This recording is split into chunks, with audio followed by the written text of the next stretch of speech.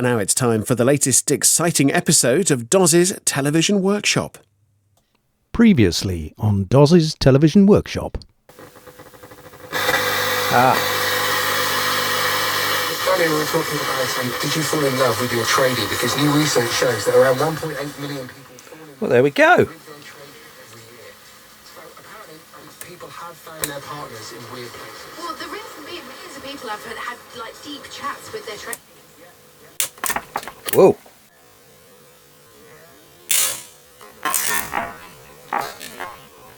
Whoa.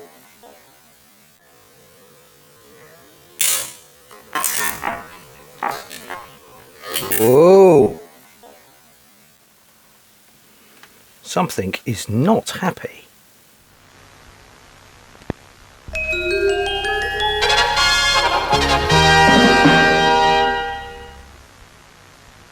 Right, before I go mad and start swapping valves, I've popped that one back in.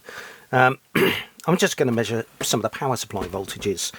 So, switch on and let's see what we can measure. So according to the diagram, I should have 210 volts on that purple wire there. Might be better if I set the meter to the volts. Is the meter in the shot? It is now. Right.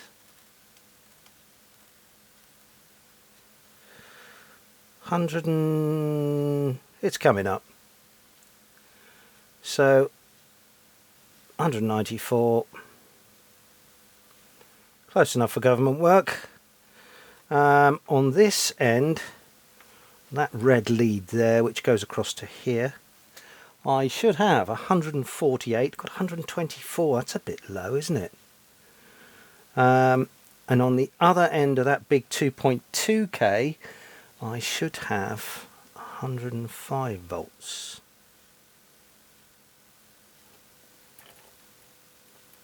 And I've got nothing, and this resistor's getting into one hell of a sweat. Right, okay, where's that 105 volts go? Oh, it ends up here, which is, I think it ends up there, let's just check, which is the top of that ECC88, it's the anode. Let me just check. Yeah. Oh. So, have I developed an anode short on a valve? That's really unusual. Let's just pull it out and switch back on again. I don't think anything untoward's going to happen, but let's just see if that restores that voltage over there. Because we've got a valve rectifier in here, we're going to need to wait a few minutes for the voltage to start going. Oh, look. Yeah, appears our ECC88 has died. 85 has died. Yeah, I've now got 97 volts there. 155. And what's on my purple? But it's more like 200 now.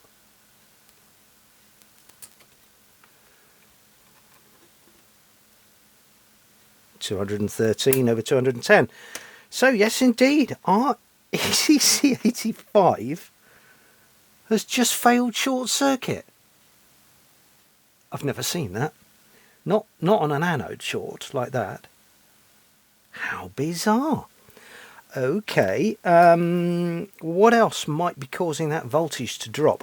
Well, if it's actually gone short, we should be able to measure it. So, inside our ECC85, there are two triodes. That's why on the diagram they're marked up as ECC85 V2B and V2A. So, it's pin 6... which is 1, 2, 3, 4, 5, 6. Is that one there? Looks about right.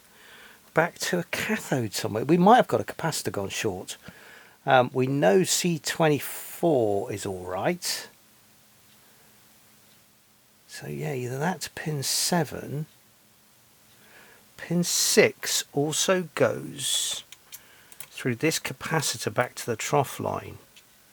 We haven't got a problem there, have we? Has that failed short? Let's have a look there. That's a possibility. 87k.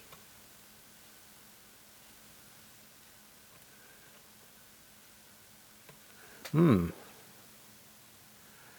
that's 8.2. Don't know how to read that.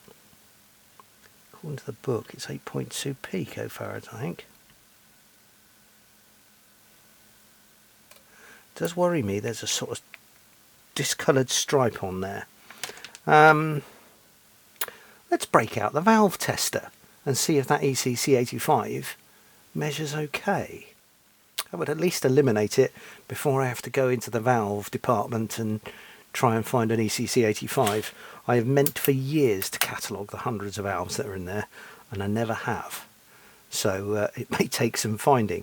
Yeah, let's break out the valve tester and do that. Right. Just take the mains off that. I'm just going to pop the tuner out the way.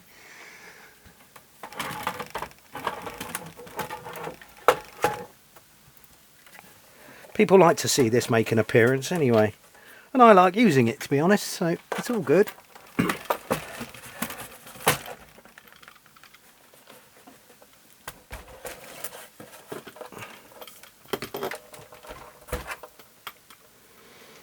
There we go. We shall pop the ECC85 into the socket.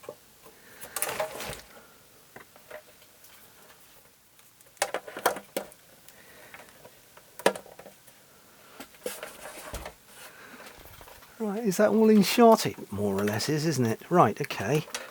Let's plug that in. It's off at the minute because I need to find the settings for the switch.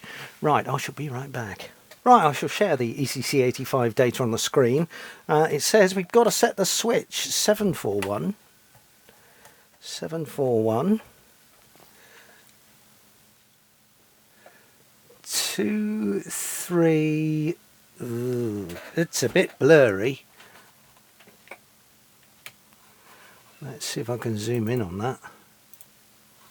I think that's 236. 236. 410. Okay. We can check. It says 236, pin 6 being the anode, which sounds right to me. So, right. Okay, what does it tell us to do? 6.3 volt heater, obviously. I should put that down there. 6 volt heater, there we go.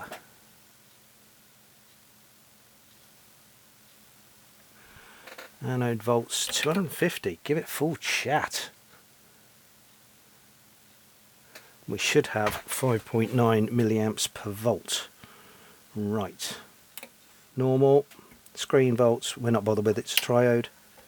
Let's switch on. It's not happy with something. Let's turn that. Oh, it's really not happy. Yeah. Did you look at that?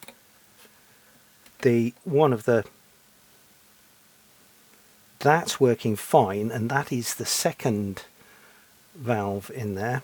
So let me just set that to 0 and see what it measures.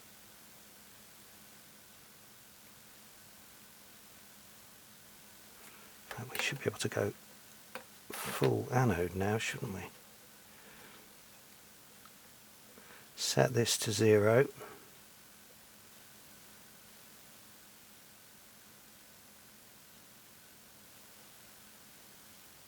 It's a fussy thing. There we go, milliamps per volt. More than 5.9, so that's a pass, but that one, no. So yeah, for once, we've actually got a faulty valve. It doesn't happen often. Ah, that is hot. That has attempted to pass a lot of current. Right, that's definitive, which means I've got to go looking for a valve. I'll be right back. Right, I've been and got another ECC85, but here's something interesting. I was just showing the long and suffering Mrs. Dawes, and then I noticed something about the one that's failed. I'm hoping this is in shot. Now, can you see that small metal component in there? It's called the halo, and it's a getter. And its job, it's filled with barium something or other, and its job is to get all the air molecules out as the valve ages. And it produces, when it's flashed, so it originally, the top of the valve is clear, and during manufacture it's heated up with an induction coil from outside, and the barium flashes onto the inside of the glass and gives you the silver top. And as that ages, that becomes clear, and then it goes white. Some of them are almost black, especially the Russian ones, got quite good vacuums. But yeah, that's the original thing that held the getter, and it's called a halo getter. And it would have had the barium on it, and then it flashed. And you can see it's fallen off. It's come unwelded and just shorted out in there. To give you some idea what it looks like, here's a valve that is losing its vacuum. So the getter flash has disappeared. But can you see it's just welded onto the top there, and it's sitting upright. I'm hoping you can see that. If not, I'll try and get some photographs and insert them. But yeah, so that's what's happened to that. It's a mechanical failure. So, right, I have got another. I may as well just put it through its paces while it's here. Milliamps per volt. Right, switch on. We shall have normal for starters.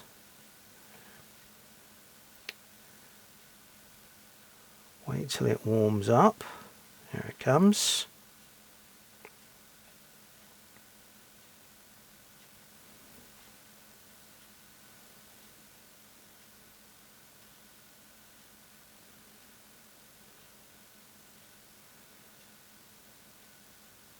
This is a second-hand valve I've pulled actually out of another trough line, which I'd forgotten about. It's another one that's in the round to it pile. So we'll get to that. That one has been got at. But one for a future video maybe. Looks to be only a mono unit, but the front end's still the same.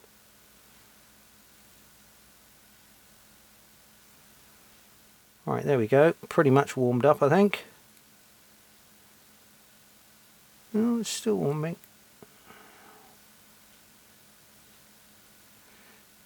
Right, milliamps per volt. Oh, okay. Yeah, that's given it a fright. And it's not been used in ages. And valves like CRTs, they tend to want waking up. Right, that's more than 5.9.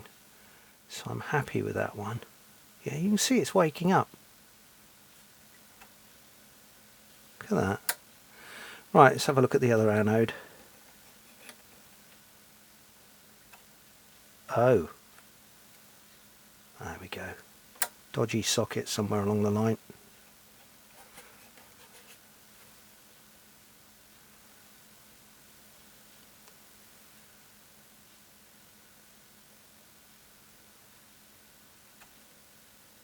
Yep. Okay. Happy with that one. Let's put the valve tester away and put that valve in, and hopefully that's going to restore operation to our tuner. I'm just wondering, you know, with that getter like it was, whether that was the thing that caused the transformer to melt down in the first place. It's entirely possible. If somebody left it on and, you know, occasionally it worked because it would shake itself out of the way, and I can't get it to move in there, but that should have been welded onto the top, and obviously the weld had failed, and that's what's been giving the problem. Anyway, right, let us move on in life.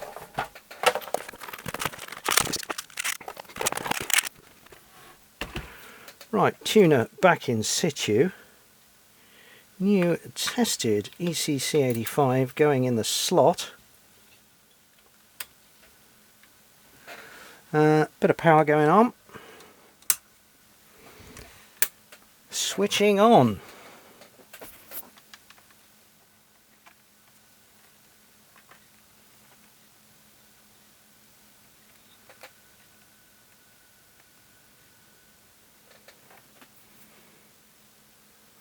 Yes. There we go.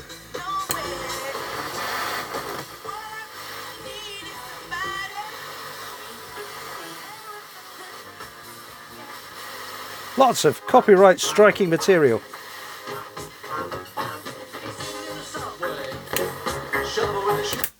Excellent. We'll switch that off before we get nobbled for copyright. There we go. That is now working, and that is just a great fault. Thoroughly enjoyed finding that one. Funny, isn't it? There we are. Right. What we've got to do is a little bit of a clean up there, and then don't know what's going to happen to this one really. Facebook Marketplace for a couple of quid, I suppose. But yeah, right. Onward with the cleaning. So I've just been digging around in the junk box. Sure enough, I've got two slightly different trough line knobs, so I can clean those up and fit those instead, which is much improved. Let's give them a squib of foam cleaner.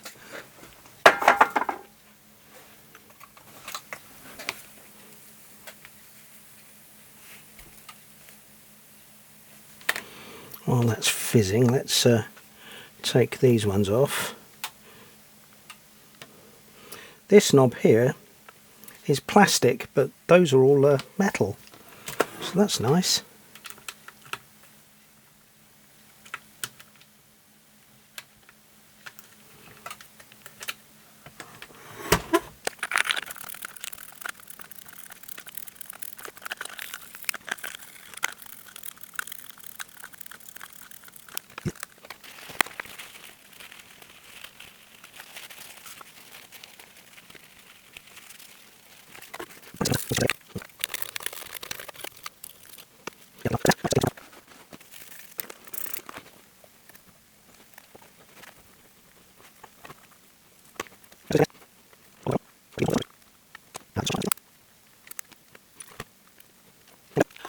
I'm just going to put a little deoxit on the wipers that are on the tuning capacitor there, just to give them a little bit of help.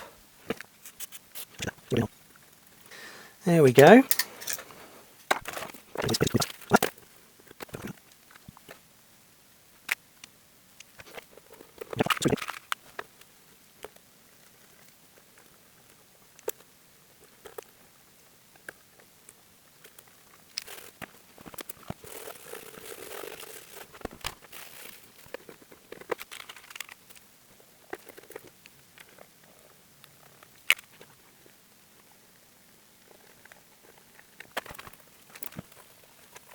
There.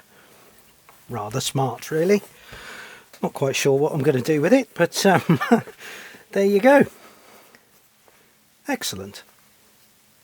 So there you have it, the Leek Trough Line 3 or Trough Line stereo receiver from the 60s sometime, working quite nicely. Not quite sure what I'm going to do with it, but hey, there you go. Interestingly, I just popped out for a walk with my mate Rich. Say hello, Rich. Hi, Rich. There you go. And I thought I'd show him the Duff valve on the way back, and I just tapped it on the counter, and sure enough, the getter's now rattling around in there. So yeah, that's definitely why it failed. Never seen that before, but there you go. Anyway, there's now a Facebook group if you want to join that. It's called Doz Television Workshop. You can find that on your Book of Faces. Buy me a coffee if you'd like, link down below. Other than that, click like, subscribe, do all that rubbish, and I'll see you really soon here on Doz's Television Workshop. Cheers now, bye. With a gentle hand, he brings them back in line. Every twist and turn makes the magic shine. Cathodes and the crackle of the tubes amidst the dust. They play nostalgic tunes, solder smoke, and the faint aroma of time in each repair. An art that's so prime.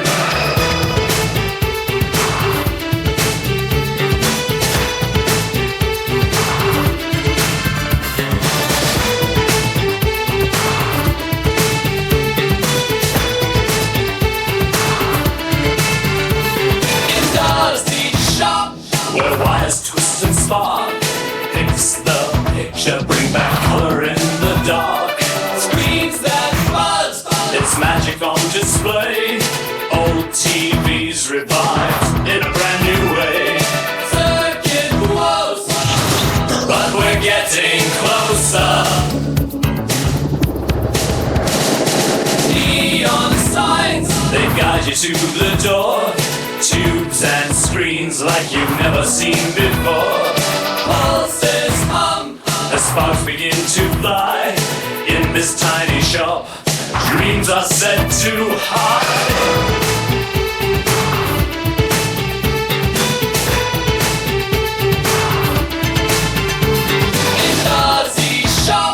With a touch of love, your picture's clear and true. In Does hands, pixels flicker, back to life and stand. Microchips and vintage heart in a world of screens, playing their parts.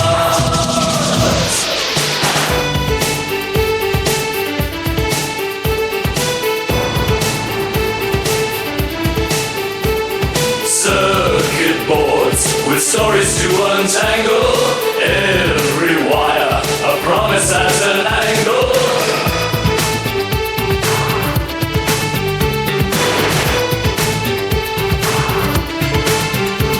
With steady hands, as Darcy bends the light through the lens, creating onyx nights. Oscillators creating sonic waves, bringing back the charm of retro days. Capacitors and resistors. In Darcy's touch, there's no misfire. Transistors dance to the rhythm of repair. Through the glow, feels like magic fills the air. Voltage pulses, the tune's melodic run.